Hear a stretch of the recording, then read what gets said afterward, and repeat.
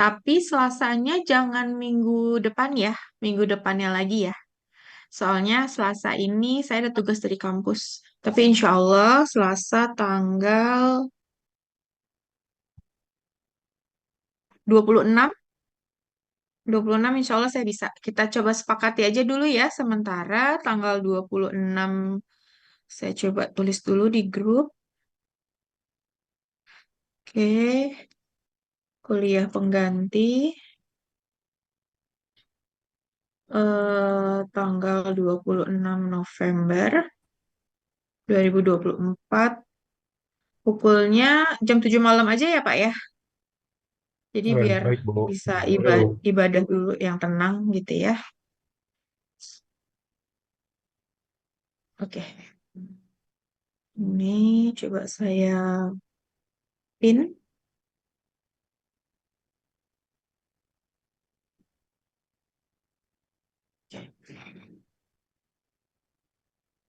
Baik.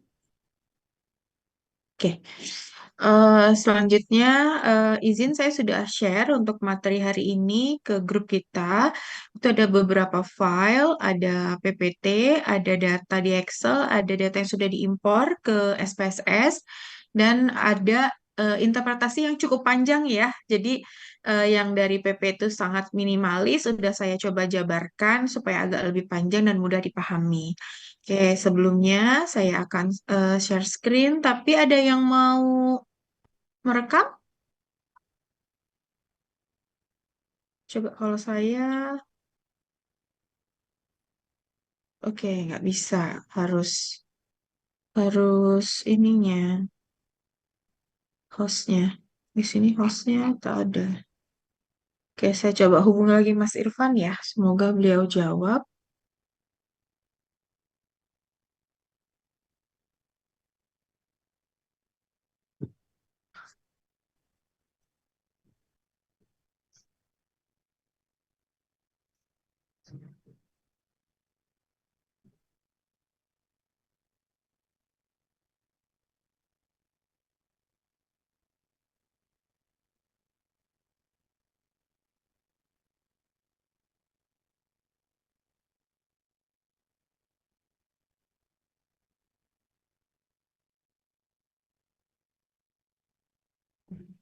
Oke, tidak ada jawaban, Bapak Ibu. Izin belum bisa di-record ya. Jadi mungkin nanti kalau saya kecepatan atau apa, mohon dikabarin aja. Nanti saya ulang. Oke? Baik, Bu.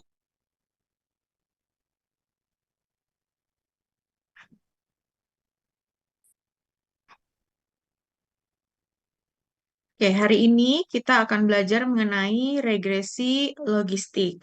Nah, coba saya ulang sedikit untuk pertemuan pertama kita setelah UTS bahwa kita belajar mengenai analisis diskriminan. Nah, analisis diskriminan. Oke, sebentar ya. Halo Mas, Waalaikumsalam Mas Irfan. Izin boleh dikasih hostnya ke saya nggak? Ini biar bisa direkam. Nah, iya, baik. Terima kasih. Ya,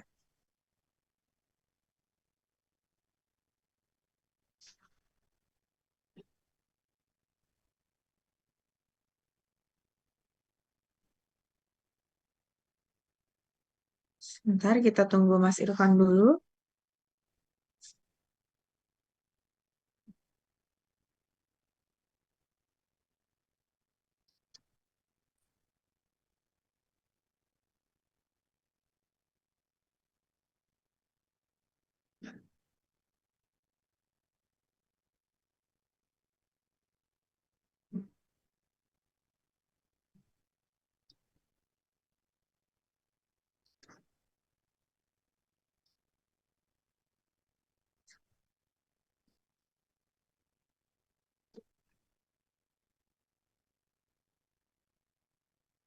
Hmm.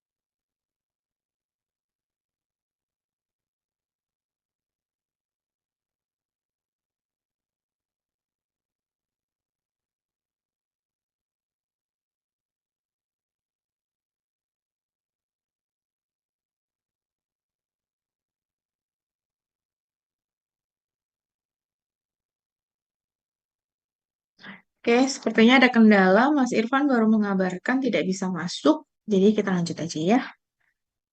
Oke, perbedaannya dengan analisis diskriminan itu adalah tujuannya. Tapi pada dasarnya, karakteristik dari variabel dependen dan independennya itu sama, yaitu apa? Variabel dependennya berupa kategori, gitu ya, kategori. Sama, diskriminan kan juga kategori. Nah, regresi logistik juga sama. Nah, variabel independennya itu berskala interval atau rasio. Jadi secara karakteristik dari persamaannya mereka sama, yang membedakan tujuannya. Kalau analisis diskriminan itu bertujuan untuk melihat faktor mana yang paling membedakan dari dependen kita, kalau regresi logistik lebih kepada seperti uji pengaruh. Berarti sama dong, seperti regresi yang biasa. Tujuannya sama pengaruh, tetapi sekarang yang dilihat adalah bagaimana pengaruh dari independen terhadap probabilitas dari variabel dependen kita, gitu ya. Nah, karena kita masuk ke regresi logistik dengan lebih detail. Nah, di sini dikatakan regresi logistik itu akan menggambarkan hubungan antara variabel respon. Apa yang maksud dengan variabel respon? Yaitu variabel dependennya ya, di mana variabel dependen kita itu berkategori biner, yaitu ada dua kategori, 0 dan 1 ya.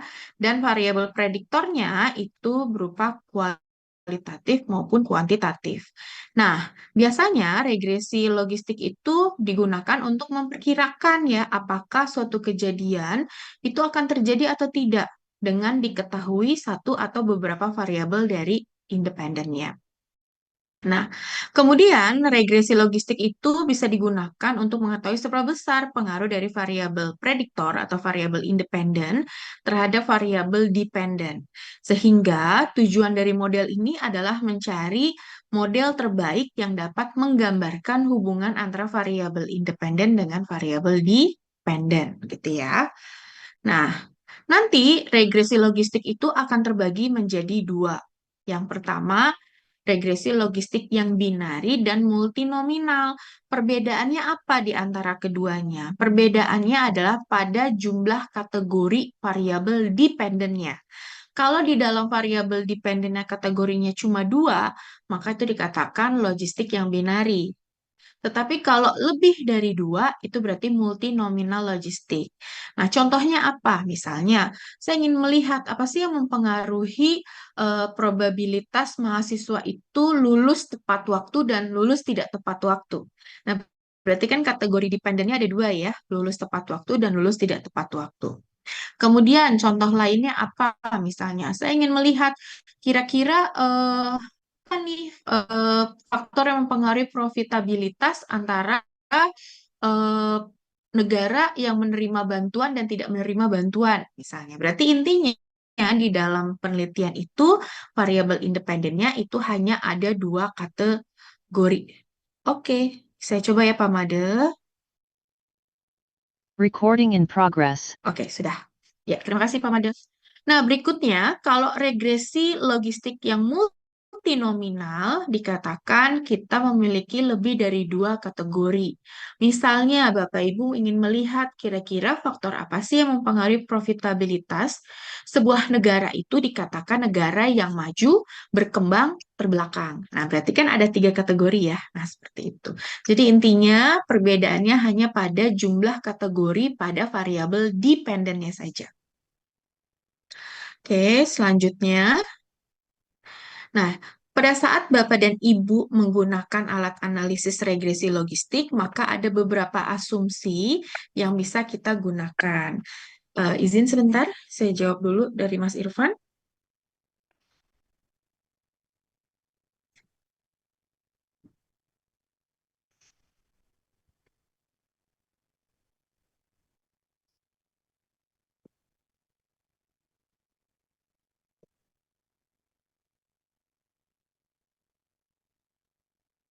Oke. Yang pertama, asumsinya adalah regresi logistik tidak membutuhkan hubungan yang linier antara variabel independen dengan variabel dependen. Berbeda dengan regresi linier yang kita pelajari sebelum UTS ya, dia mewajibkan hubungannya harus linier. Pada saat tidak linier, maka tidak bisa lagi menggunakan regresi linier berganda biasa gitu ya. Yang kedua, variabel independennya tidak memerlukan asumsi multivariat normality, artinya asumsinya bersifat normal. Kemudian asumsi homoskedastisitas tidak diperlukan. Kemudian variabel dependen harus bersifat dikotomi ya.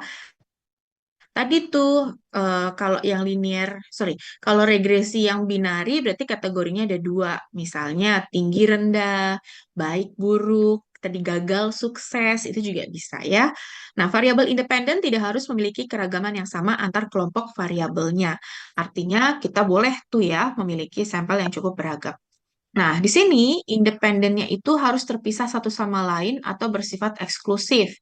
Ya, artinya pada saat Bapak dan Ibu melakukan pemilihan variabel independen yang sekiranya dianggap secara teori, secara penelitian terdahulu itu mempengaruhi variabel dependennya, itu mereka harus benar-benar variabel yang antaranya itu jangan apa namanya? Jangan saling berhubungan gitu ya.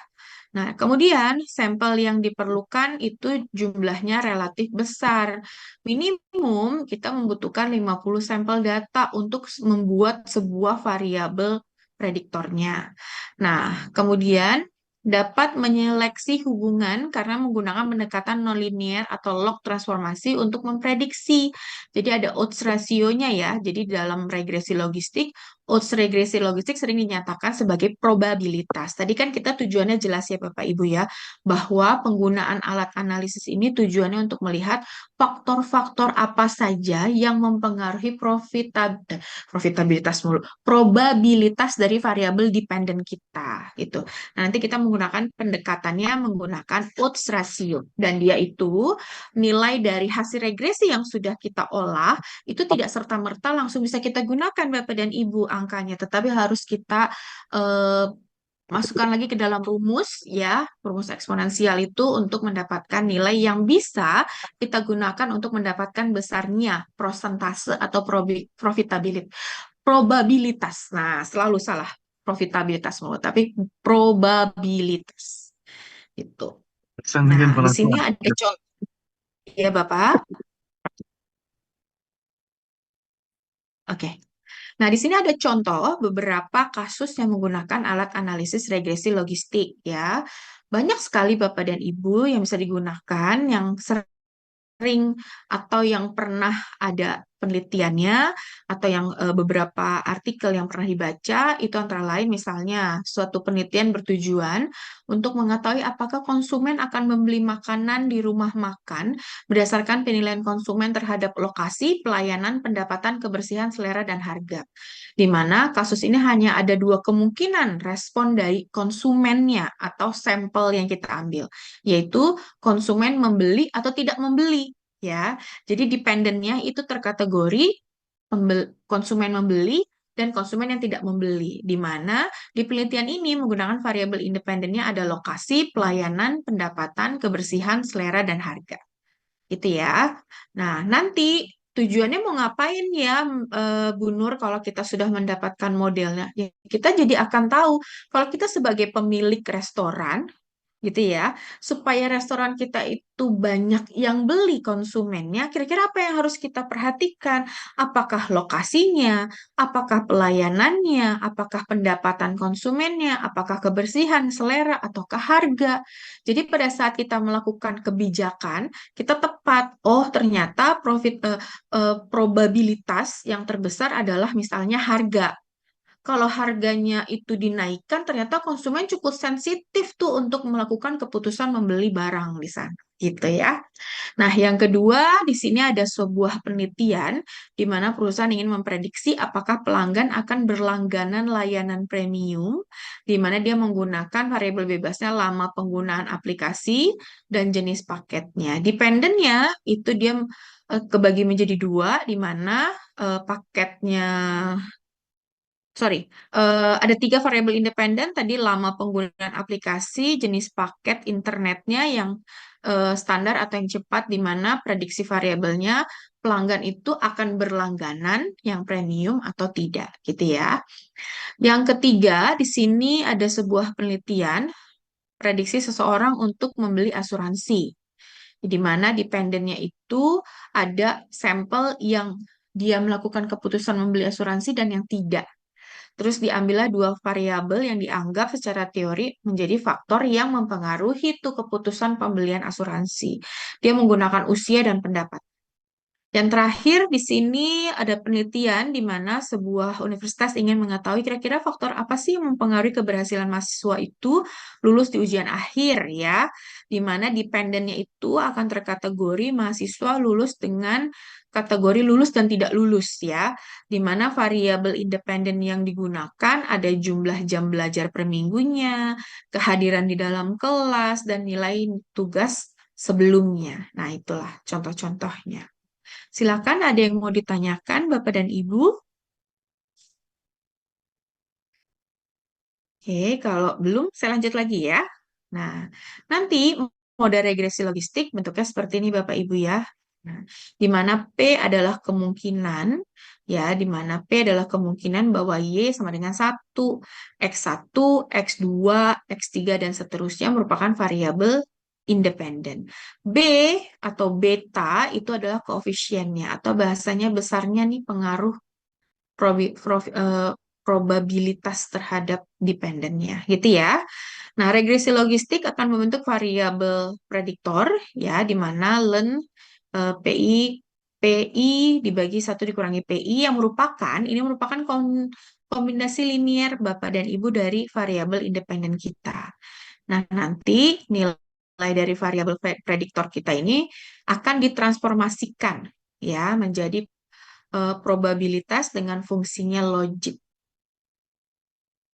Nah, di sini metode estimasinya ada beberapa, ada dengan yang non-linear, di mana estimasinya bukan merupakan metode OLS, tapi dengan maksimum likelihood. Yang kedua, dengan metode OLS, mencari koefisien regresinya yang mampu meminimumkan nilai residual, sedangkan metodenya adalah maksimum likelihood yang mencari koefisien regresi sehingga probabilitas kejadian dari variabel dependen bisa setinggi mungkin atau bisa semaksimum mungkin. Nah, yang ketiga, metode estimasinya itu dengan log of the likelihood ya. Dengan demikian nilai ini merupakan ukuran kebaikan garis regresi di dalam metode maksimum likelihood sebagaimana jumlah regresi residualnya di dalam garis linier ya, di regresi linier. Oke, nanti pada saat Bapak dan Ibu ingin melakukan pengujian hipotesis, Bapak dan Ibu terlebih dahulu harus menguji apakah model kita ini layak atau tidak ya. Kelayakannya itu berdasarkan uji likelihood, antara lain adalah dengan restricted log likelihood ya, atau diskonstantanya dengan menggunakan unrestricted of likelihood. Nah, kemudian kita juga melihat bagaimana apakah modelnya baik dengan menggunakan Cox and Snell R-square dan Nagercoe. Nah, Bapak Ibu, ini seperti pengujian koefisien determinasi di regresi ya. Kemudian yang terakhir adalah uji signifikansi untuk melihat apakah variabel independen yang kita pilih itu mampu nggak mempengaruhi probabilitas dari variabel dependen kita. Oke, gitu kurang lebih pengantar teorinya.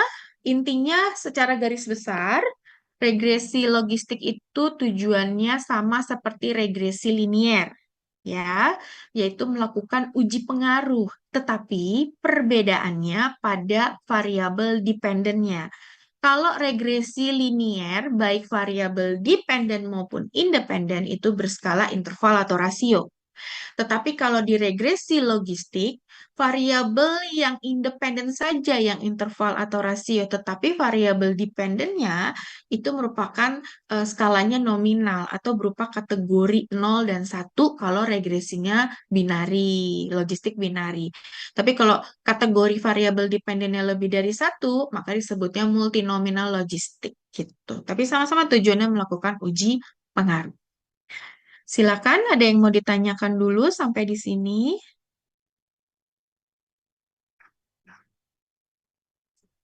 Belum, Bapak Ibu? Oke, kalau belum, kita lanjutkan ya. Izin, boleh tahu siapa yang dapat presentasi untuk regresi logistik?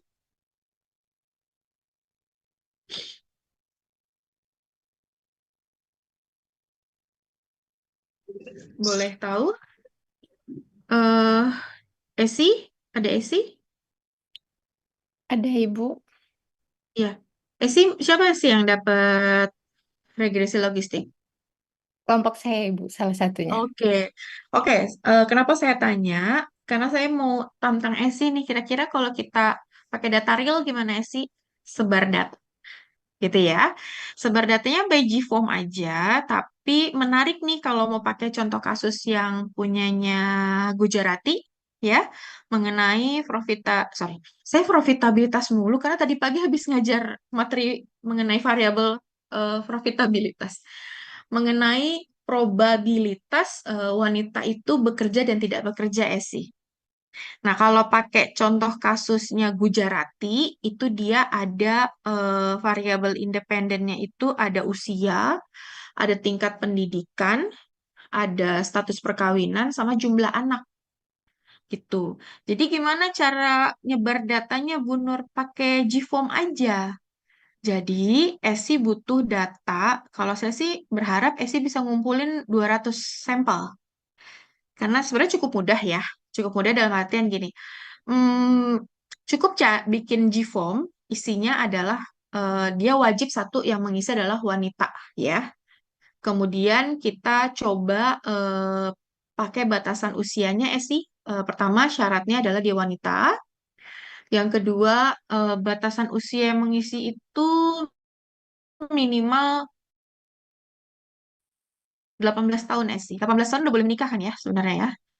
18 tahun sampai tidak terhingga. Jadi sampel kamu boleh sampai 60 tahun gitu ya.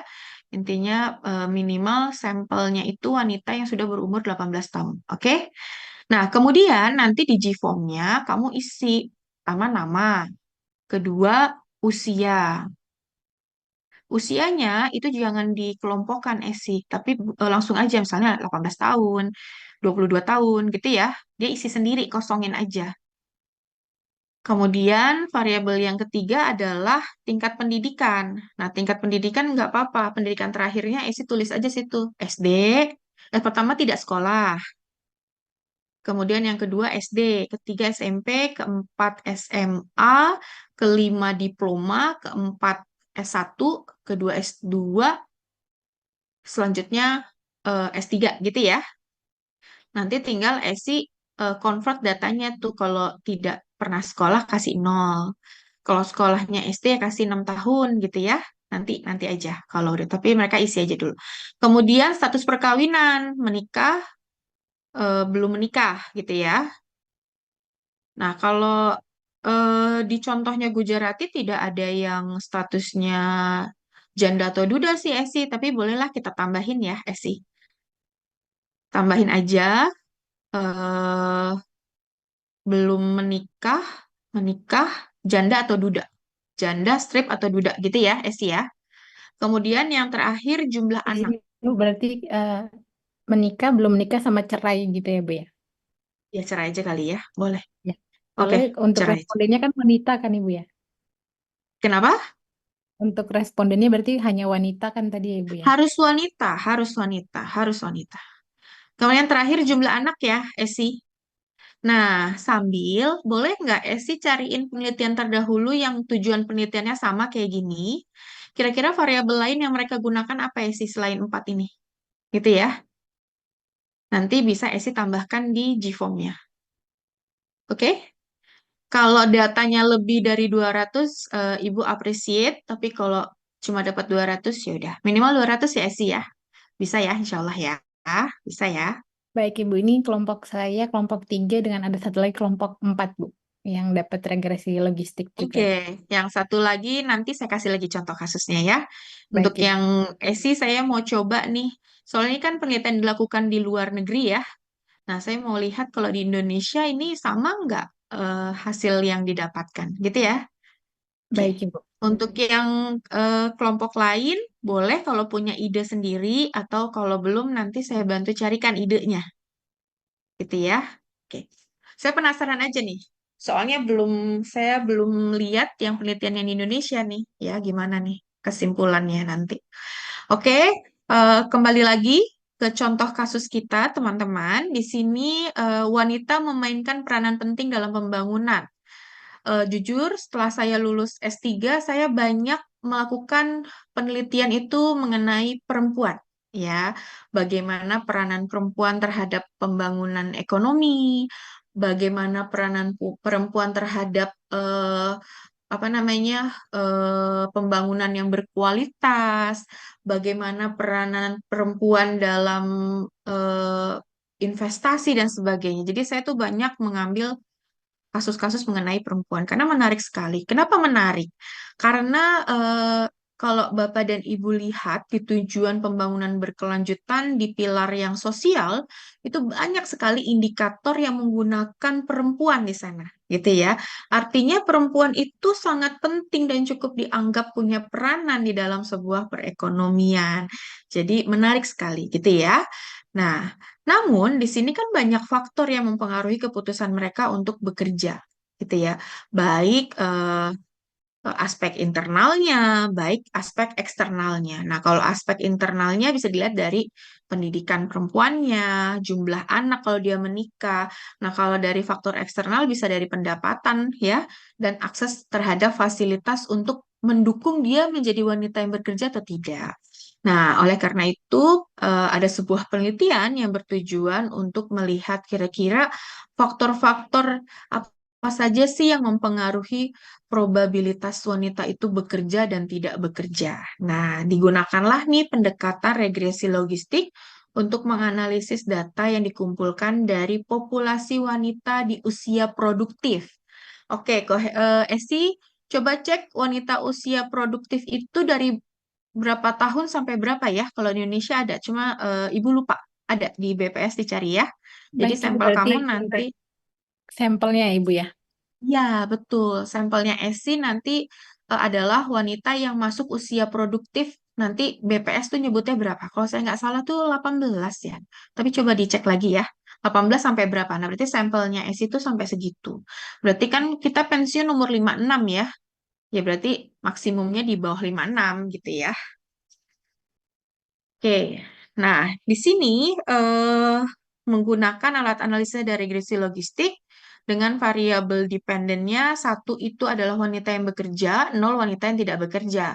Jadi nanti Esi harus mendapatkan sampel yang memang wanita itu bekerja dan tidak bekerja, Esi. Jadi jangan semuanya bekerja. Lalu apakah harus balance, Bu Nur? Nggak harus balance. Misalnya kalau 200, 100 bekerja, 100 tidak bekerja. Nggak gitu juga nggak apa-apa. Tapi jangan jomplang gitu ya. Misalnya 60, 40, misalnya 55, 45 gitu ya. Jadi jangan terlalu jomplang ya, supaya eh, model prediksinya itu tepat gitu.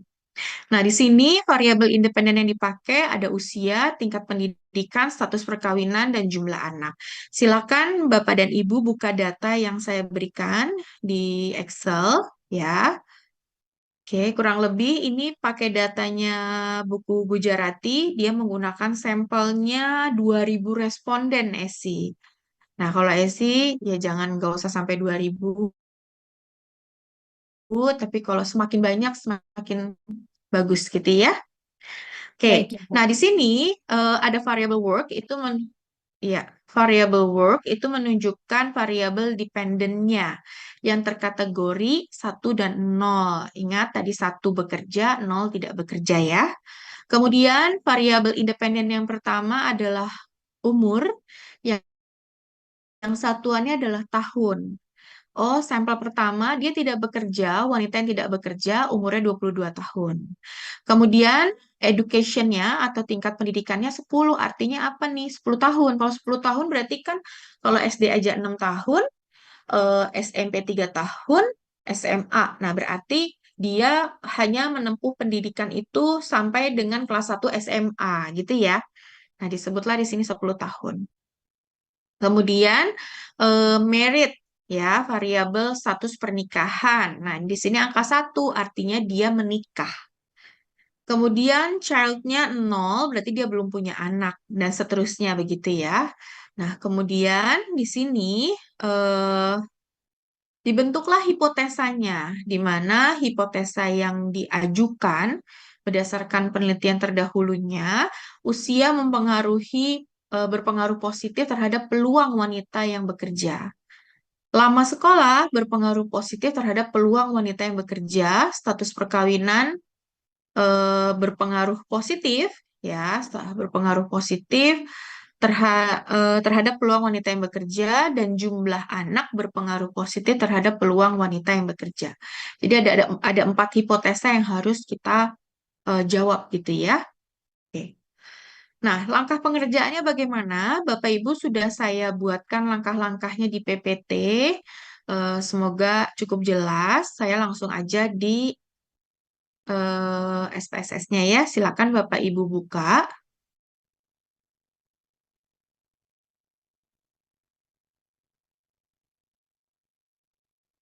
Mohon izin, Kalau ya, izin ya apa? pemade. Kalau saya terdengar jelas, Bu. Oke, oke. Saya sebentar ya, stop share dulu. Oke, saya pilih yang ini saja supaya kalau bergerak tidak perlu akses lagi. Oke, silakan. Kalau sudah dibuka, kabarin saya ya, biar kita mulai. Sudah. Mohon izin, Bu. Izin bertanya sebentar, Bu. Boleh, Bapak, silakan. Izin. Em, Tadi itu kalau variabel independence-nya itu kan harus yang rasio sama interval, Bu ya. Independennya, ya. Hmm. Kalau menikah ini eh, menikah tidak menikah, dia itu kan skalanya skala ini kan, Bu, Nominal ya.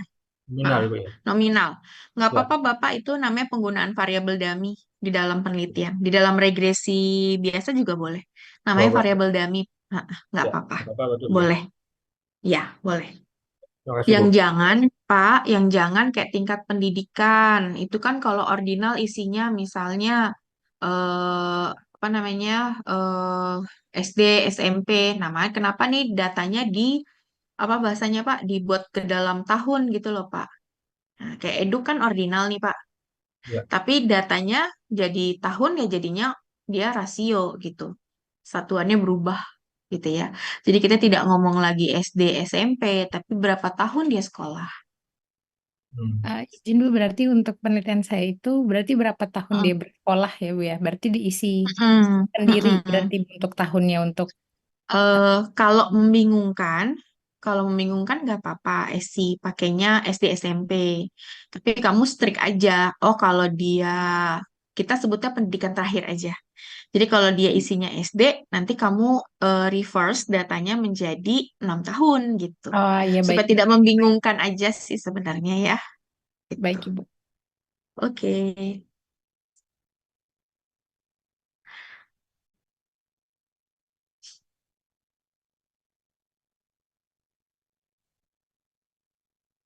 Kalau sudah semua datanya dibuka, kabarin ya.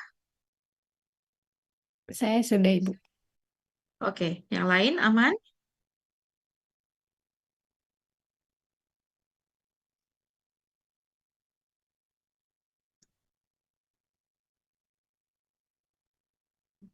Oke, aman ya.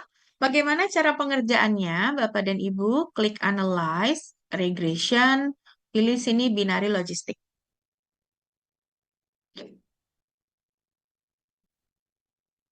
Oke, diklik. Nah, Saya riset dulu ya. Bapak Ibu, di sini ada variabel dependent dan ada covariate. Covariate itu adalah variabel independennya dimasukkan ke sini semua ya. Sedangkan ini adalah variabel dependentnya. Di variabel dependent kita work, maka diklik work-nya masukkan. Kemudian umur, lama sekolah, status perkawinan, jumlah anak, masukkan ke covariate.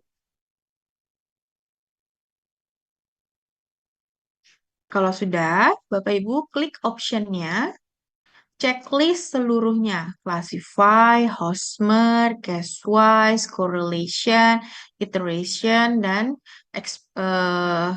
expectation for B-nya ya.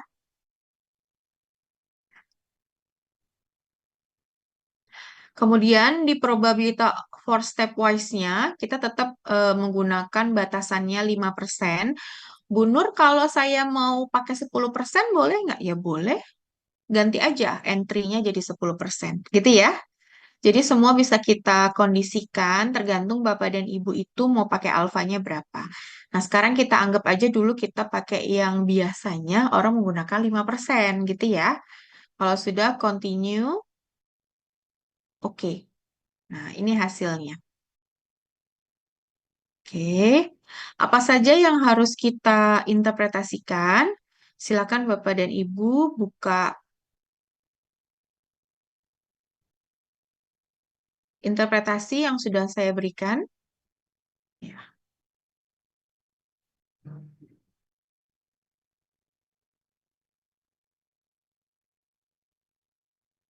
Oke.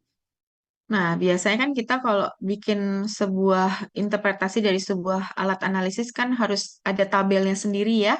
Jangan tabel yang ada di SPSS kita kopas gitu ya. Nah, kalau di ruang sidang, kalau ketemu dosen yang agak strict, jadi bermasalah gitu ya. Jangan dong outputnya dipindahkan ke tabel. Nah, ini caranya gitu ya. Nah, di sini pasti ada variabelnya, ada koefisiennya, ada nilai probabilitas atau signya. Di mana kita ngambilnya, Bu Nur? Ngambilnya di hasil output yang tulisannya adalah variabel in the equation. Konstantanya nih paling bawah, kemudian nilai betanya dari umur, pendidikan, status perkawinan, dan jumlah anak ini, yang B ya. Ngambilnya yang B, itu adalah nilai estimasinya atau koefisiennya atau nilai betanya. Kemudian nilai sig atau nilai probabilitanya yang ini. Ya, nih yang sig tulisannya. Oke, sudah Bapak Ibu? Aman ya? Oke. Kalau sudah, kita pindahkan ke tabel ini. Pindahkan aja dulu. Oke. Kemudian untuk goodness of fit-nya, Bapak dan Ibu, kita memerlukan nilai sig dari Hosmer dan Lemshow. Ini untuk apa? Tadi yang saya jelaskan, dia untuk uji goodness of fit. Jadi tabel-tabel yang ada di bawah ini semua tujuannya adalah untuk menguji apakah modelnya layak atau tidak.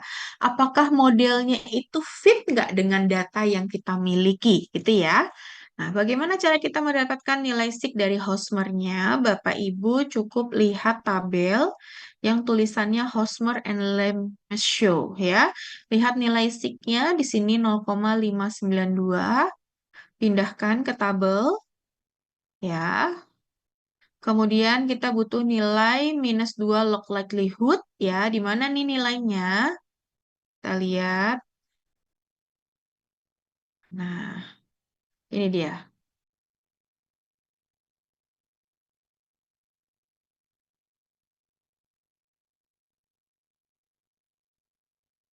Oke, nah ini Bapak Ibu ambil yang paling bawah atau di sini juga ada nih ya di model summary 2 minus 2 log likelihood nih sama ya dengan yang di atas ini 2055,829 ya. Nilai ini nanti akan dibandingkan dengan nilai dari cut off yang sudah diberikan nih di software kita yaitu dengan 2532,445. Bu Nur, ini akan berbeda-beda nggak kalau nanti kasusnya beda-beda Bapak Ibu ya? Gitu. Artinya nilai minus 2 likelihood-nya akan dibandingkan dengan nilai inisial dari minus 2 log likelihood-nya. Oke, kemudian Nagerkel-nya dan Cox and Snell-nya itu ngambilnya di sini Bapak Ibu. Nah, model summary ada nilai Cox and Snell dan Nagerkel-nya. Angka ini pindahkan. Kemudian yang terakhir kita butuh nilai dari sig omnibus chi-square ya.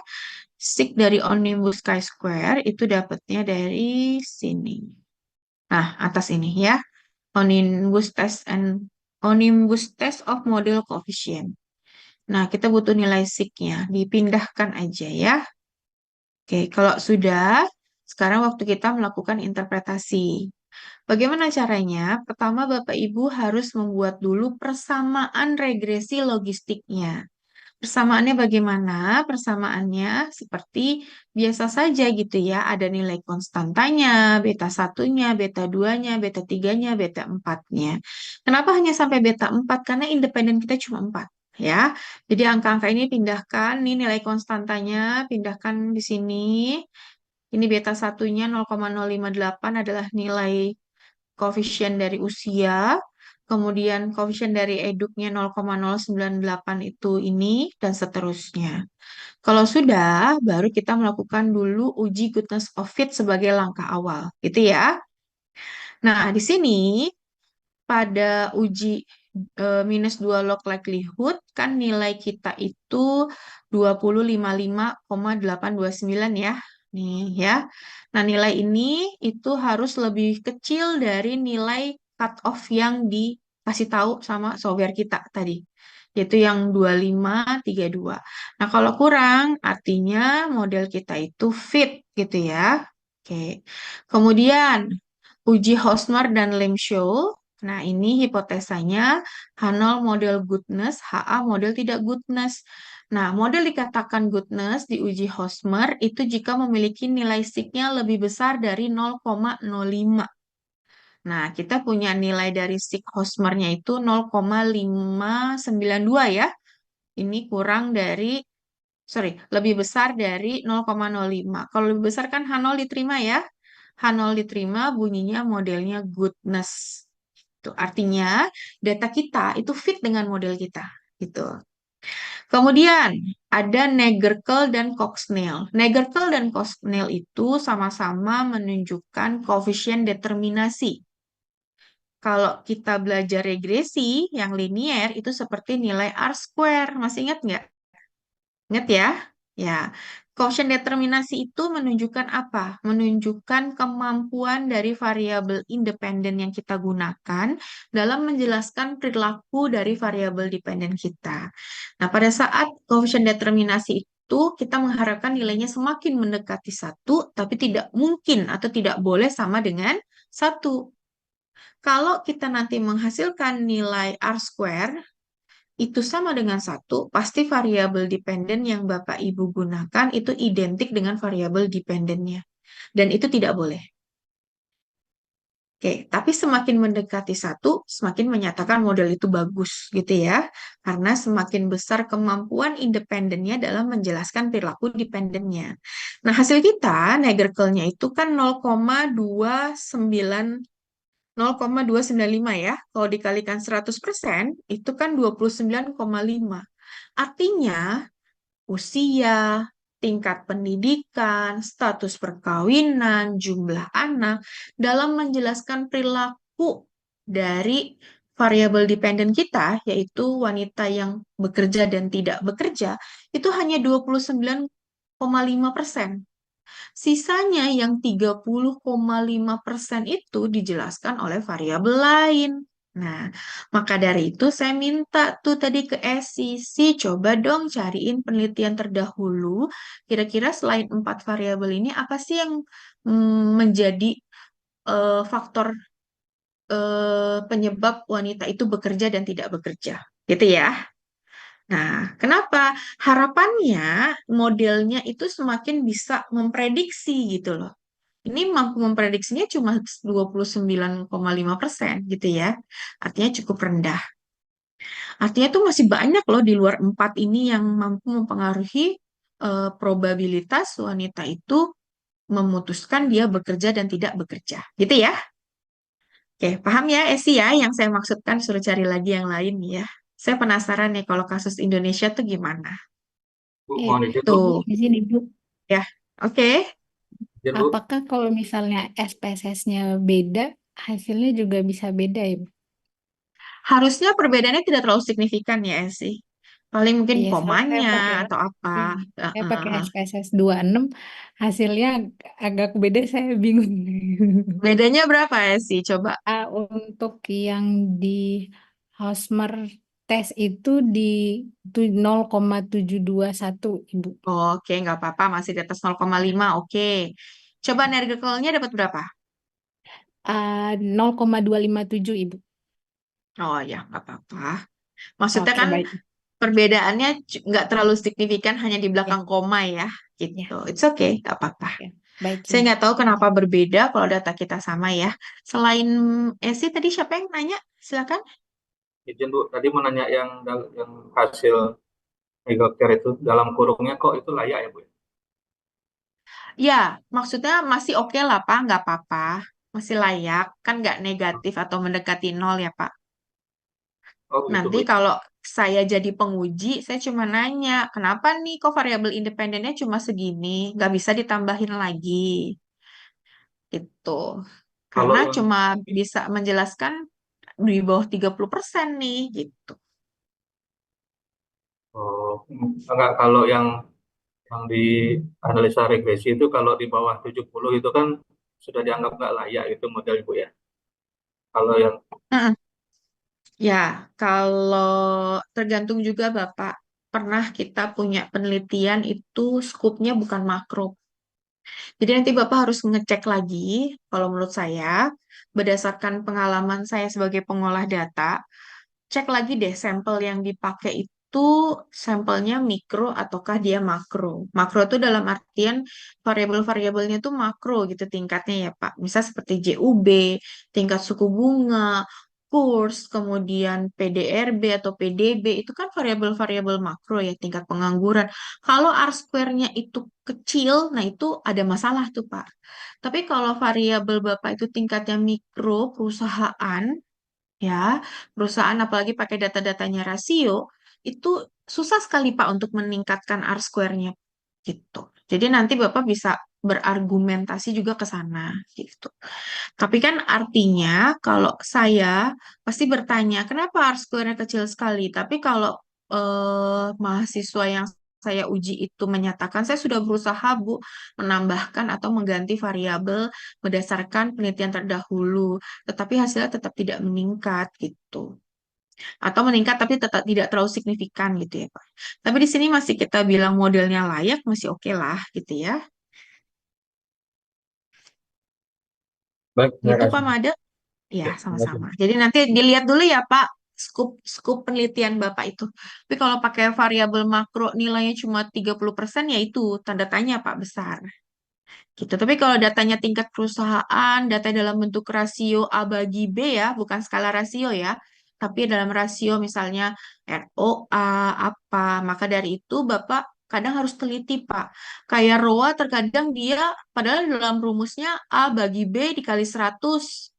Ternyata waktu di input Bapak tidak dikalikan 100 tuh, angkanya masih 0, sekian gitu. Nah, itu hati-hati Pak ya. Jadi kadang kurang teliti menyebabkan datanya juga menjadi kecil gitu, nilai R-square-nya. Kurang lebih begitu Pak Made ya. Terima kasih Bu. Kemudian sama-sama, berikutnya adalah uji F. Uji F di regresi logistik itu sama seperti di regresi linier. Atau di sini bahasanya uji global ya. Jangan lagi menyatakan dia adalah uji bersama-sama. Tidak ada uji bersama-sama. Karena di dalam uji F atau uji global itu ingin melihat apakah modelnya itu layak atau tidak dengan memperhatikan apakah variabel independen yang dipilih itu paling tidak ada satu yang signifikan mempengaruhi variabel dependennya. Harapan kita HA-nya yang diterima, Pak. Nah, sekarang gini, kalau penelitian Bapak diolah, penelitian Ibu diolah, kemudian tidak ada satupun yang signifikan, kan tanda tanya ya, Pak ya. Masa iya nggak ada ya? Jangan-jangan salah pengambilan sampel, jangan-jangan salah proksi. Nah, itulah sebagai salah satu bentuk uji kelayakan modelnya. Bukan berarti semua harus signifikan, bukan.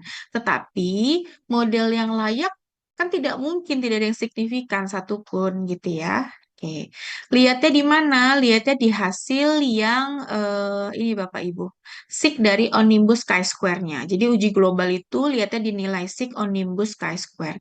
Di sini nilainya 0,00, maka dia kurang dari 0,05, maka HA diterima. HA diterima berarti di model kita minimal ada satu dari 4 variabel itu yang signifikan, gitu ya, Bapak Ibu ya. Nah, berdasarkan beberapa uji kelayakan model ini menunjukkan model kita masih oke lah untuk lanjut ya, Bapak Ibu, walaupun nilai R-square-nya cukup hanya 30, di bawah 30 gitu. Nanti kita lihat coba hasilnya ESI ya, di penelitian ESI gimana nih? Naik nggak kalau ditambah variabel independennya? Oke, kita lanjutkan di sini. Nah, sekarang karena modelnya layak, maka kita akan melihat apakah keempat variabel ini signifikan terhadap probabilitas dari wanita itu memilih bekerja atau tidak ya. Tadi H1 menyatakan ada pengaruh positif usia terhadap probabilitas wanita itu bekerja. Hasil koefisien kita juga positif, tandanya sesuai. Kalau sesuai, kita lihat nilai sig-nya. Nah, sig-nya di sini didapatkan 0,00, kurang dari 0,05, artinya H1 diterima. Secara statistik terbukti pada tingkat kepercayaan 95% terdapat pengaruh usia terhadap probabilitas wanita bekerja dan tidak bekerja. Gitu. Karena satunya punya wanita yang bekerja, artinya semakin tinggi usianya, maka semakin tinggi juga probabilitas wanita itu memutuskan bekerja. Bahasanya gitu. Tapi berapa besar probabilitasnya? Nanti kita bermain di analisis odds ratio-nya. Nah, sekarang kita jawab dulu hipotesanya. H1 diterima. Artinya terbukti secara statistik, jika usianya semakin bertambah, maka keputusan wanita itu bekerja semakin tinggi, gitu ya. Karena satunya milik wanita yang bekerja ya, Bapak Ibu ya. Kemudian pendidikan, hipotesanya diajukan positif, tanda kita juga positif, nilainya juga signifikan. Artinya secara statistik, semakin tinggi pendidikan wanita, seorang wanita, maka semakin tinggi juga probabilitas dia merupakan wanita yang bekerja. Status perkawinan, ya, positif juga, hipotesanya positif, ininya signifikan, maka disimpulkan secara statistik wanita yang menikah, ya, maka semakin tingginya juga keputusan wanita itu akan bekerja. Jumlah anak positif, ya. Kemudian tanda kita juga positif dan juga signifikan. Artinya semakin tinggi jumlah anak, semakin banyak anak, semakin tinggi juga probabilitas wanita itu akan bekerja. Baru sampai situ menjawab hipotesa, tapi kita belum masuk ke analisanya, gitu ya. Ada yang mau ditanyakan sampai di sini? Kita hanya baru menjawab hipotesanya, diterima, ditolak.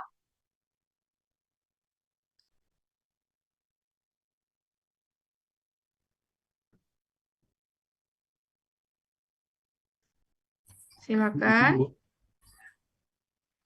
Bu, izin Bu. Ya, silakan. Untuk penelitian ini, kalau misalnya kita ambil di satu daerah atau di satu instansi begitu Bu, kira-kira akan mempengaruhi hasilnya nggak Bu ya? Misalnya secara hasil karena eh, memang kebijakannya dari instansi itu harus melebihi usia tertentu atau pendidikan tertentu, maka nantinya ya hasilnya akan seragam gitu, seperti itu. Atau suatu daerah misalnya daerah di lingkungan perumahan misalnya gitu ya, karena mayoritas bekerja misalnya gitu kan, jadinya akan mempengaruhi juga gitu kan hasil-hasilnya gitu Bu. Bagaimana Bu? Oke, kalau hanya mengambil sampel pada instansi tertentu, berarti sampelnya semuanya adalah wanita yang bekerja. Sedangkan kita membutuhkan sampel baik yang bekerja dan tidak bekerja. Mungkin ini akan memberikan hasil yang berbeda jika kita menggunakan sampel wanita yang hidup di perkotaan dan wanita yang hidup di desa. Atau perdesaan. Kan ada juga yang bekerja kan? Benar nggak? gitu. Nah, itu mungkin akan berbeda. Tapi kalau misalnya Mas hanya mengambil satu instansi tertentu, ya berarti kan mereka semuanya bekerja. Terus sampel yang tidak bekerjanya kita ngambil di mana gitu. Gitu sih, Mas. Berarti izin Bu, harus diambil dari sampel-sampel ya berbagai, misalnya berbagai daerah atau berbagai instansi gitu ya Bu? Atau daerah lah ya, Mungkin kalau instansi pasti bekerja ya. Misalnya gitu. iya, atau mungkin gini, khusus Jakarta aja deh sampelnya, Mas. Sampelnya khusus hanya wanita yang ada di DKI Jakarta, gitu. Jadi kita khusus melihat karakteristik dari wanita perkotaan, modelnya gimana tuh? Faktor apa sih yang mempengaruhi dia mengambil keputusan bekerja dan tidak bekerja, gitu. Itu aja sih, Mas. Siap Bu, siap Bu. Terima kasih Bu. Ya, sama-sama. Jangan lupa ya, di regresi logistik dan analisis diskriminan, kita membutuhkan sampel yang terkategori 1 dan 0 gitu. Jadi tidak boleh semuanya 1 atau semuanya 0, itu tidak boleh. Ingat, di dalam statistik, variabel adalah segala sesuatu yang memiliki variasi nilai. Pada saat dia tidak memiliki variasi nilai, ya tidak bisa dikatakan sebagai sebuah variabel, gitu ya. Izin Bu, kalau hasilnya sama Bu, tadi saya tidak memasukkan variabel usia pada variabel dependen. Oh, baik, baik Esi. Ya, Esi lupa masukin usia. Gitu ya. Oke, lanjut, lanjut ya. Nah, kalau di regresi logistik tuh jangan cuma ngomong H1 diterima, H1 ditolak, atau berikutnya. Itu mah biasa aja gitu ya. Tapi keuntungan atau kelebihan dari regresi logistik itu kita bisa melakukan analisis yang namanya odds ratio ya. Di mana dari hasil pengolahan kita nih, angka-angka ini jangan langsung digunakan.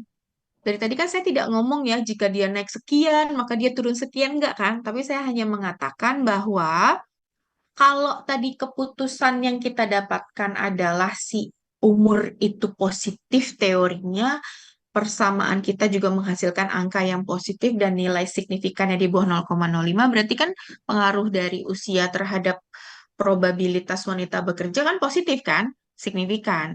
Berarti saya hanya menjawab tadi kata-katanya adalah semakin berumur seorang wanita, semakin tinggi umur seorang wanita, maka probabilitas keputusan dia untuk bekerja itu semakin tinggi gitu. Saya hanya mengatakan seperti itu kan, tetapi saya tidak bermain di angka. Nah, sekarang kita bermain di angka. Bagaimana cara kita bermain di angka? Nah, datanya yang kita miliki itu kita ubah ke dalam bentuk aslinya dengan eksponensial ya. Masih ingat ya, eksponensial itu berapa ya angkanya ya? Boleh di-searching. Kemudian coba lihat, konstanta kita menghasilkan negatif 4,159. Maka pada saat datanya kita rubah ke dalam bentuk asli, maka eksponensial pangkat dari nilai konstanta kita nih. Dapat angkanya di sini 0,015619. Artinya apa? Ketika variabel independen yang kita miliki tidak berubah, ya, atau sama dengan 0, maka peluang wanita bekerja itu adalah 0,01569 kalinya yang tidak bekerja. Berarti kan cuma kecil sekali ya. Oke, kalau tanpa dipengaruhi oleh variabel independen. Tapi kalau dipengaruhi dengan variabel independen bagaimana? Nah, kita coba yang H dulu ya. H kan nilai betanya 0,058. Ya, kita ubah dulu ke dalam bentuk aslinya, dapat angkanya 1,059641. Artinya apa?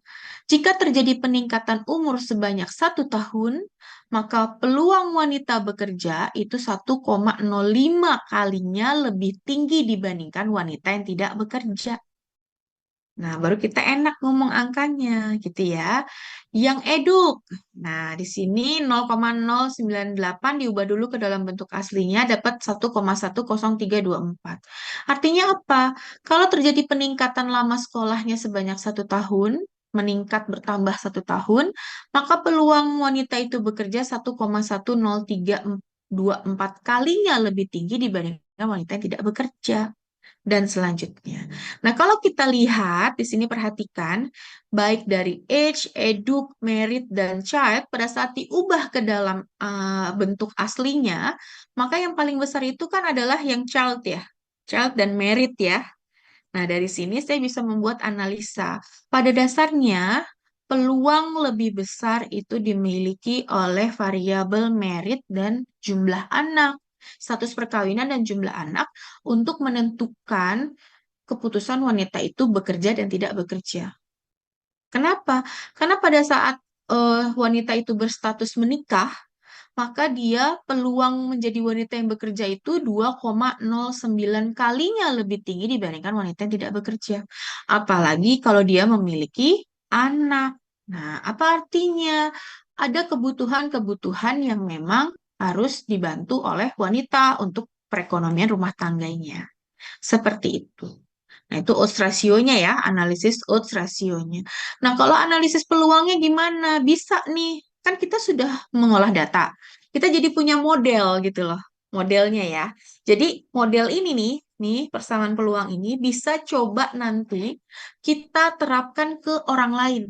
Eh, kalau dia adalah seorang wanita yang berumur 35 tahun dan dia itu eh, menempuh pendidikan sudah 22 tahun, berarti berapa tuh? S2 atau S3 nih ibu ini ya. Dan dia adalah wanita yang bekerja dan dia punya anaknya 5. Kira-kira peluang dia untuk menjadi wanita yang bekerja berapa besar? Nah, caranya Bapak Ibu, ini nilainya ya dimasukkan nih. Kan ini persamaan kita. Angka-angkanya, age-nya masukin 35, eduknya masukin 22, kemudian wanita menikah masukin angka 1. Nah, di sini jumlah anaknya 5. Dapat nilai Z-score-nya itu 4,594. Angka ini masukkan lagi ke dalam rumus ini Bapak Ibu. Ya, angka ini namanya rumus peluang di dalam regresi logistik.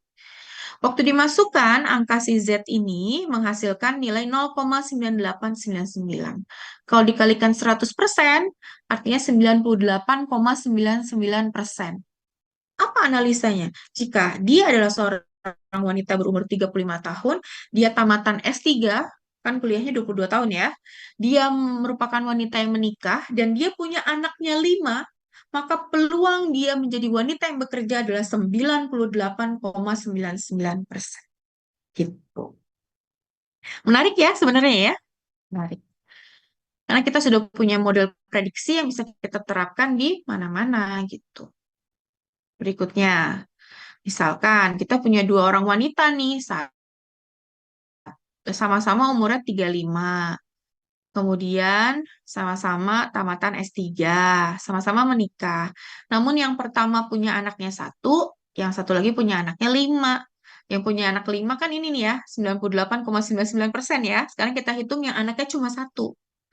Nah, yang anaknya cuma 1 dapat angkanya 0,8228. Kalau dikalikan 100%, maka 82,28. Artinya, peluang wanita itu bekerja kalau memiliki anak lebih sedikit atau hanya 1 dibandingkan dengan yang 5, ya lebih tinggi yang 5 gitu ya. Yang punya anaknya 5 gitu maksudnya. Gitu, Bapak Ibu. Nah, perubahan peluangnya berapa? Ya, tadi kan 98,99% dikurangi 82,28%, ya 16,7% ya. Itu selesai materinya. Silakan ada yang mau bertanya.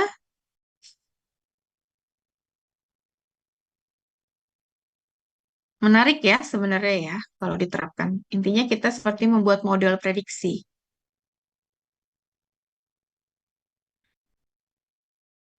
Oke. Izin Bu. Silakan kalau bertanya, saya izin angkat Ya. telepon dulu. Kalau ya, Bapak boleh saya angkat telepon dulu ya, Pak? Ya.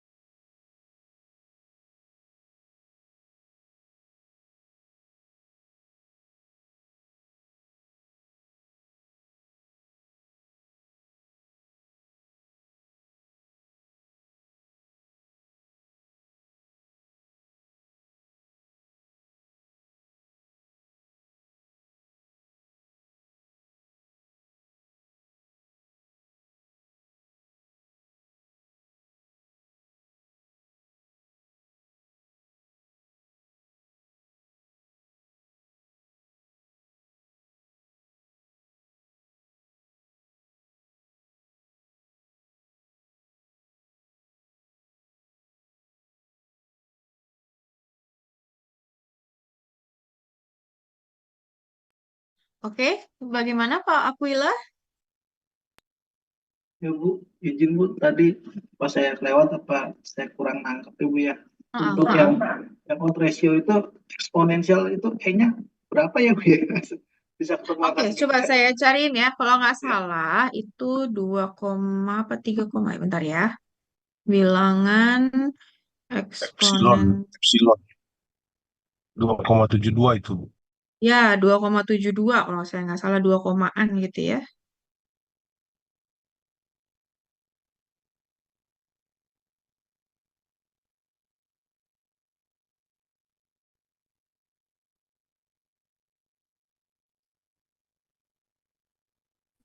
Bu. 2,718 ya Bu ya.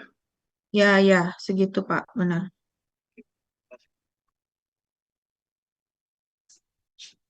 Jadi diubah dulu ke dalam angka aslinya ya Pak, dengan cara itu. Oke, ada yang mau ditanyakan lagi? Kalau nggak, saya coba cari soal latihan ya.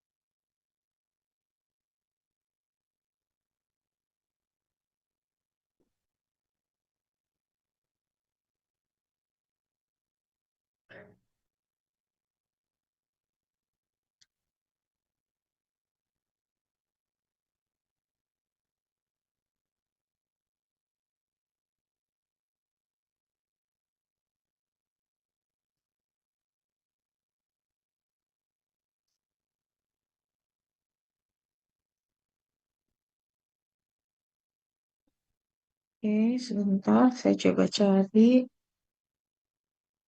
Bu, izin Bu, Ya Bapak, izin boleh bertanya cara membaca hasil yang tadi itu Bu, yang yang mana Pak? poin, cara membaca hasilnya Bu, yang poin nomor 7 Bu.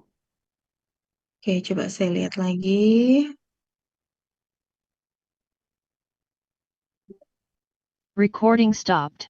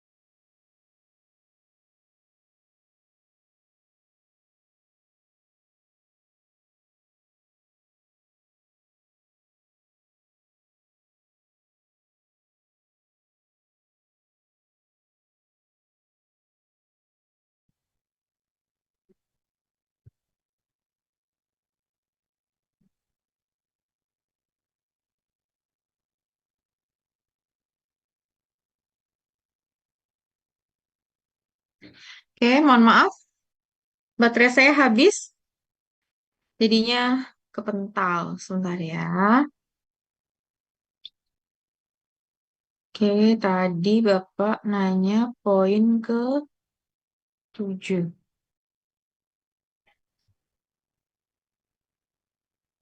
Recordnya keputus, Bu. Iya, Bapak? Rekamannya jadi keputus, Bu. Iya, rekamannya jadi keputus dan dia sudah convert nih, lagi mulai convert. Ya udah nggak apa-apa ya, Pak. Oke, sebentar. Hmm, lagi mulai convert meeting recording ya dia. Oke, yang mana Bapak? Yang poin nomor 7, Bu, izin.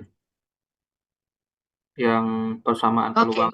Hmm. Nah, ini kan yang hasil yang Z ini yang 4594 itu kan kalau kita masukkan ke yang rumus yang berikutnya ini yang eksponen ini, tadi kan dia ketemunya 98,99% gitu ya Bu ya. Iya, Bapak. Nah, izin kalau kita nggak masukkan ke eksponen ini, kita membaca Z ini seperti apa Bu ya? Nggak bisa, Pak. Jangan Oh, nggak bisa dibaca ya? langsung Z-nya. Z ini harus dimasukkan ke ke rumus peluang ini, Pak, untuk bisa mendapatkan nilai dari probabilitasnya. Oke, terus yang kasus 2 Bu izin. Mm-mm. Nah, yang kasus 2 ini kan kita tidak tidak memindahkan ke eksponen lagi ini Bu ya. Pindah, Pak. Nih. Oh, Mm-mm. oh, ini memang harus Pindah, Pak. dipindahkan gitu Bu ya. Kenapa, Bapak? Berarti memang harus dipindahkan hasilnya Ya, ke. harus, Pak. Untuk kita kan bisa menghitung eh, probabilitasnya, Pak. Jadi harus dimasukkan ke rumus ini. Oh, siap, siap, siap. Ini bilangan eksponensial ya, Pak ya. Pangkat Z dibagi 1 ditambah bilangan eksponensial pangkat Z-nya. Oh iya, iya. Oh, saya kira nggak ini.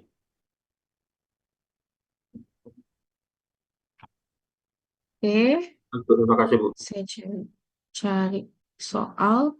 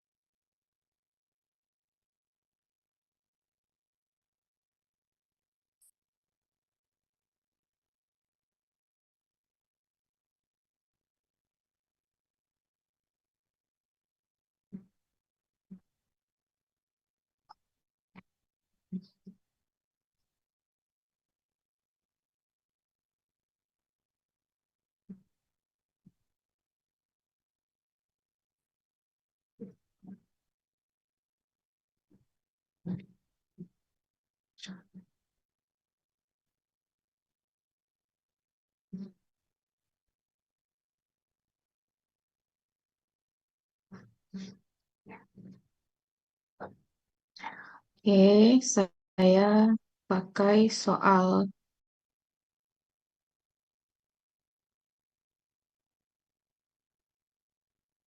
Kemarin soal regresi, soal analisis diskriminan yang itu bukan yang nasabah di approve sama reject bukan? Nasabah abang ya, Bu? Betul, Bu? Iya betul Bu. Bener ya? Ya. Oke, saya pakai yang lain aja.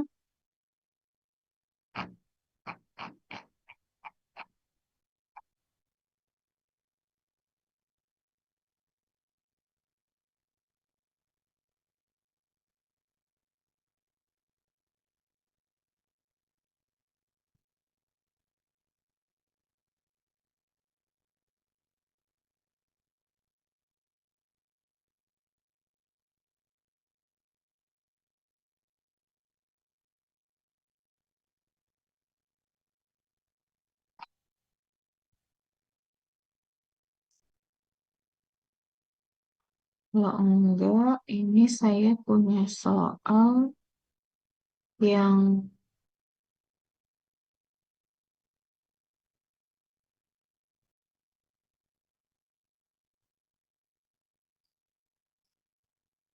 air minum aja. Coba kita yang air minum. Bentar saya kirim dulu.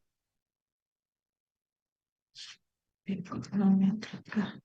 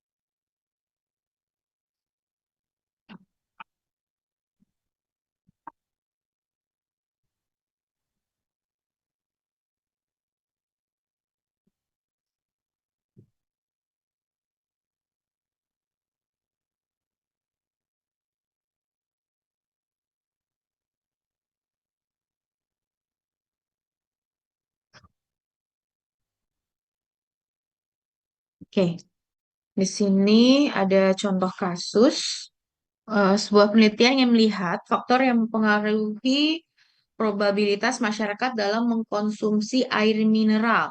Ya, diambil data dari perusahaan yang bergerak dalam penjualan air mineral, di mana tipe konsumennya adalah banyaknya minum air mineral. Di mana 0 untuk yang sampel yang sedikit, artinya konsumen dengan tipe ini adalah sedikit minum air mineral, dan 1 itu banyak, artinya konsumennya tipenya itu banyak minum air mineral gitu ya.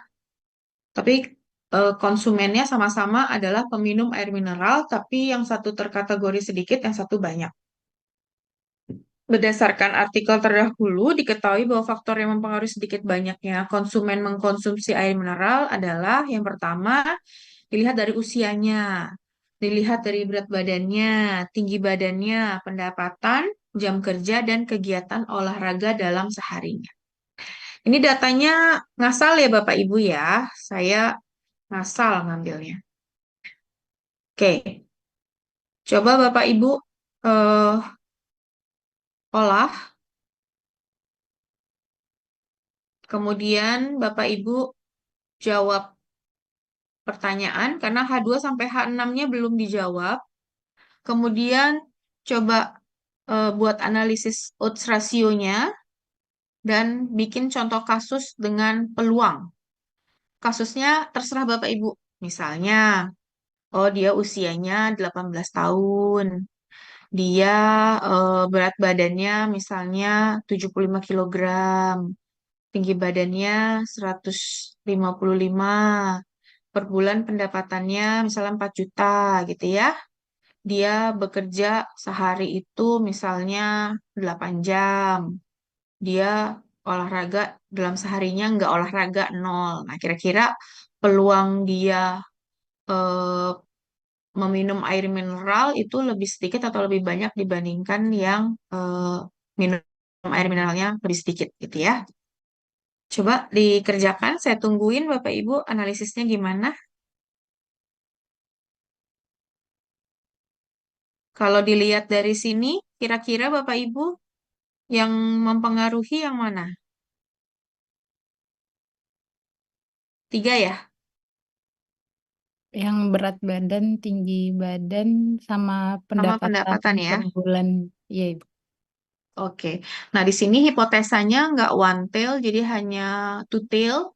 Jadi hanya melihat pengaruh berat badan terhadap probabilitas konsumsi air mineral, ya, sedikit atau banyak. Begitu juga dengan yang lainnya. Jadi di sini yang diterima itu ada 3 yang signifikan.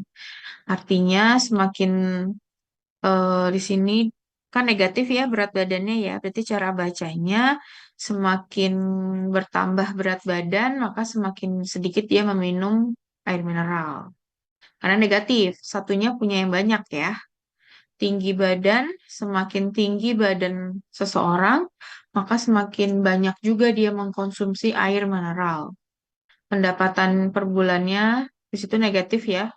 Semakin tinggi pendapatan, maka semakin rendah tuh dia mengkonsumsi air mineral. Ingat, satu kali lagi, data yang saya buat datanya ngasal ya, bukan data yang real.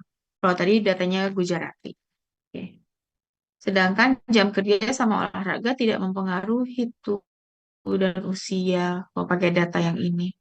Kemudian kalau dilihat tuh Bapak Ibu coba lihat Hosmer dan Lemcho-nya terpenuhi ya, goodness ya. Kemudian Coxnell-nya itu hanya 26, Nagerkel-nya 35%. Kemudian stick dari Onimbus-nya 0,001. Seperti itu.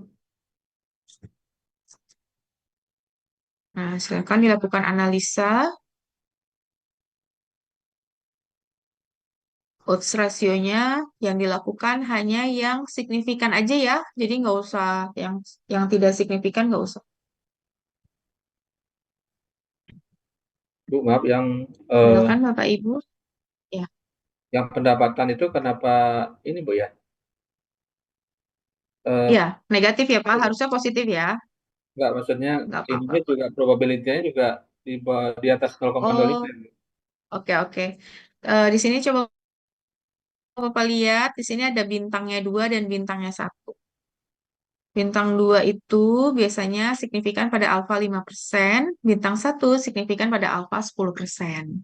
Kalau saya mau strict hanya di 5%, berarti hanya 2 yang diterima nih. Tapi kalau saya lepas sampai 10, berarti ada 3. Hmm. Jadi pamade saya itu sukanya itu menggunakan alfanya itu dilepas Pak, 1, 5, 10. Karena jangan-jangan dia signifikan kalau dia menggunakan alfanya 10%. Apa sih konsekuensi kita menggunakan alfa yang lebih tinggi? Ya semakin rendah aja kepercayaan penelitian kita. Kalau pakainya 5%, berarti kan kepercayaannya 95%. Tapi kalau pakainya 10%, maka kepercayaan semakin rendah kan? Hanya 90% gitu aja. Tapi kalau saya biasanya sukanya ngelepas aja gitu. Yang penting maksimalnya 10%. Baik, Bu. Terima kasih, Bu.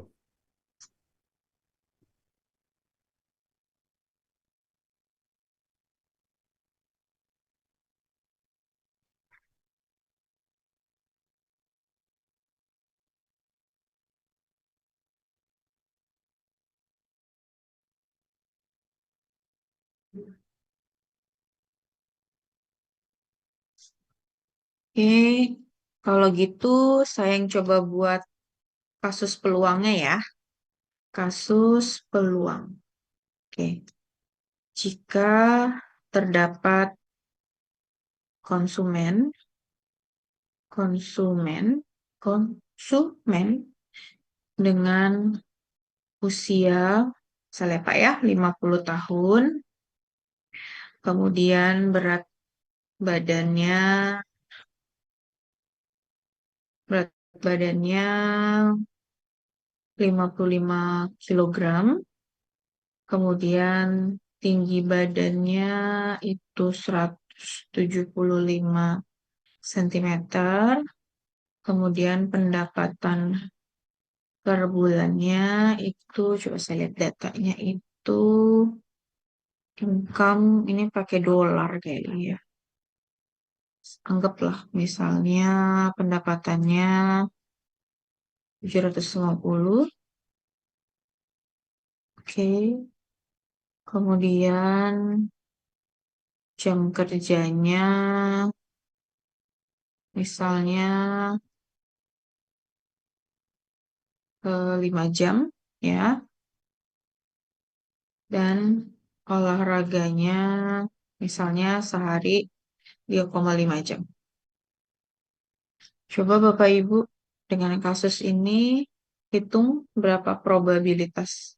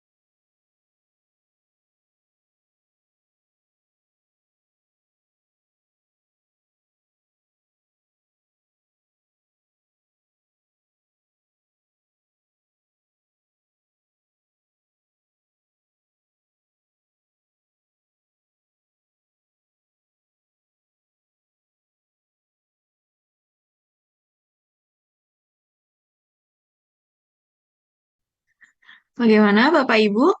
Sudah ketemu jawabannya?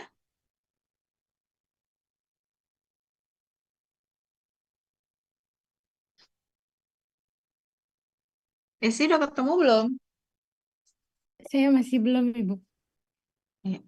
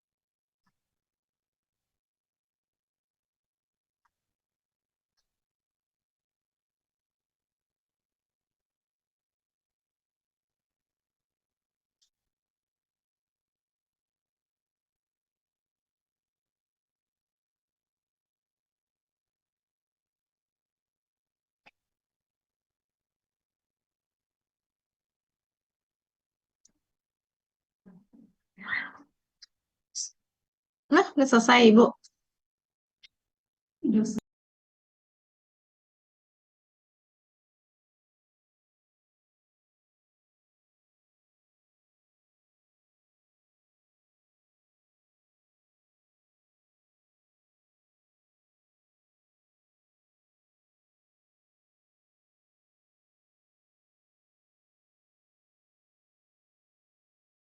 Ngomong sendiri. Bagaimana? Sudah ada yang dapat nilai Z-nya?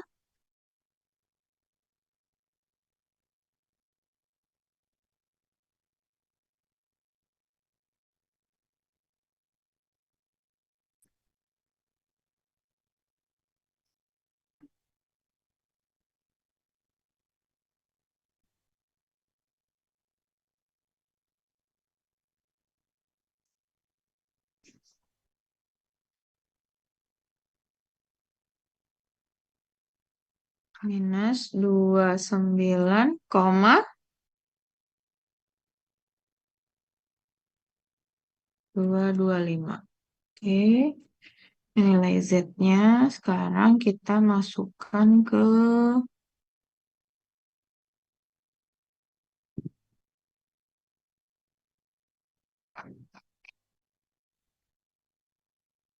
peluangnya.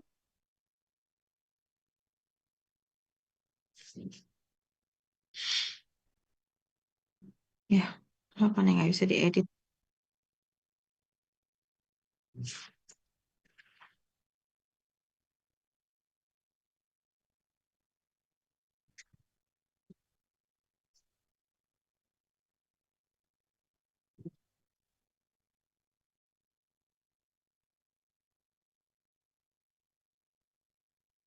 Hmm.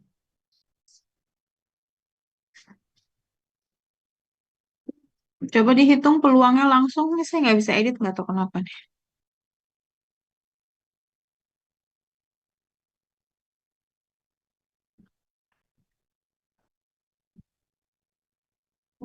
Miskin jadi miskin.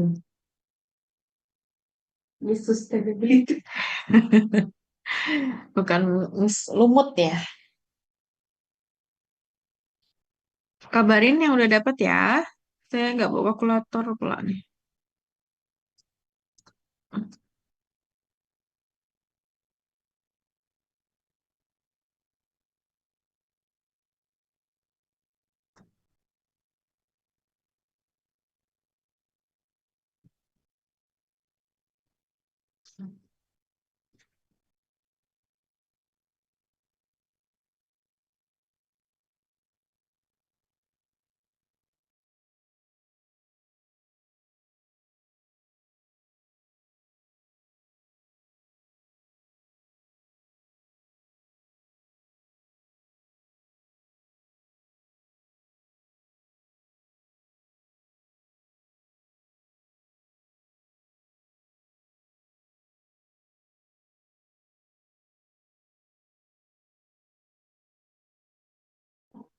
Coba diulang.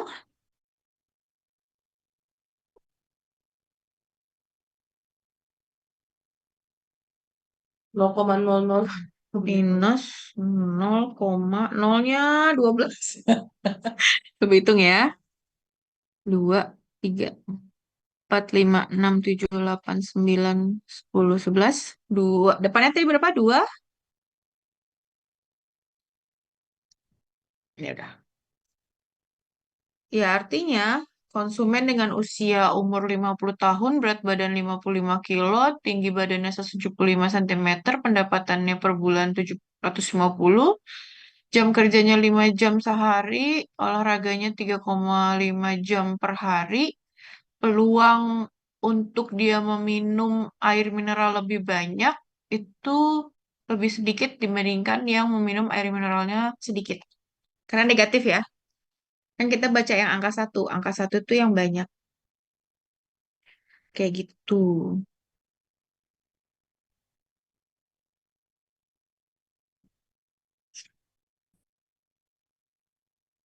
Bu Tini ada masukan untuk contoh presentasi logistiknya pakai apa? Kasus yang real di manajemen nggak ada? Itu paling eh, kebijakan dividen. Kita Kebijakan pengen tahu dividen. kira-kira apa sih faktor-faktor yang mempengaruhi kebijakan dividen, sehingga dari itu kan kita bisa mengestimasi berapa peluang ketika faktor tersebut ada, eh, peluang dia akan perusahaan itu membagikan dividen itu berapa, itu kan bisa dihitung. Kategorinya, sorry, pengambilan sampelnya berarti perusahaan yang membagikan tidak membagikan dividen. Kalau datanya cross section 1 tahun, ini nggak? Bisa, Maksudnya cukup valid? bisa aja, tapi memang eh, apa namanya, perusahaan yang membagikan dividen memang dikit banget.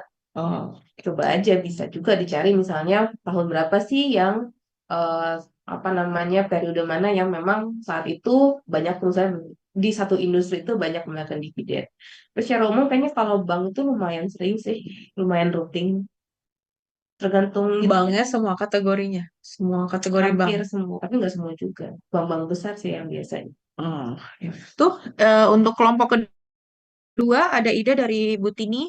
Kalau mau bahas soal presentasinya nanti bisa menggunakan contoh kasus perusahaan yang membagikan dan tidak membagikan dividen ya. Dicari artikelnya itu banyak banget sebenarnya. Dilihat artikel tersebut, beberapa artikel pakai variabel independennya apa, gitu ya. Atau banyak misalnya dia melakukan stock split gitu kan. Apa sih yang menjadi pertimbangan perusahaan melakukan dan tidak melakukan stock split? Nah, itu juga bisa. Boleh. Intinya cukup banyak kasus-kasus yang bisa dipilih, tapi memang pakai data asli ya. Oke, Bapak Ibu ada yang mau ditanyakan?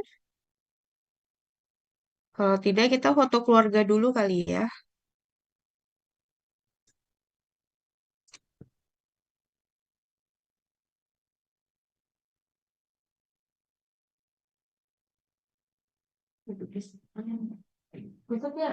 Ntar dulu. Bentuk kelas. Oke, saya screenshot dulu untuk lembar pertama. Silakan senyum. 1, 2, 3.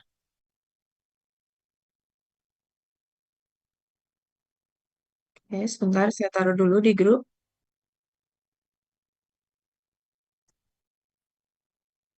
Oke, lembar berikutnya. 1, 2, 3.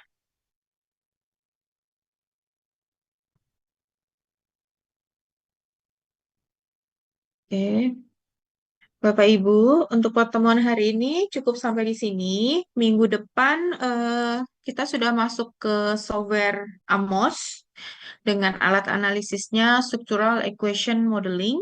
Jadi mohon disiapkan mengenai softwarenya ya. Versi berapa silahkan. Kalau saya itu include di SPSS 22 ada. Harus download lagi. Iya, Eh, izin saya nggak tahu cara downloadnya ya, karena kemarin juga pakai bantuan teknisi, jadi silakan Bapak dan Ibu coba di-download dan install sendiri. Jadi minggu depan, insya Allah kalau kita sehat semua, kita ketemu lagi dengan alat analisis structural equation modeling dengan basisnya adalah covariant. Dengan softwarenya adalah AMOS. Gitu ya Bapak Ibu ya. Terima kasih. Tetap sehat, tetap semangat. Assalamualaikum warahmatullahi wabarakatuh. Waalaikumsalam warahmatullahi wabarakatuh. Salam Ibu, terima kasih Bu.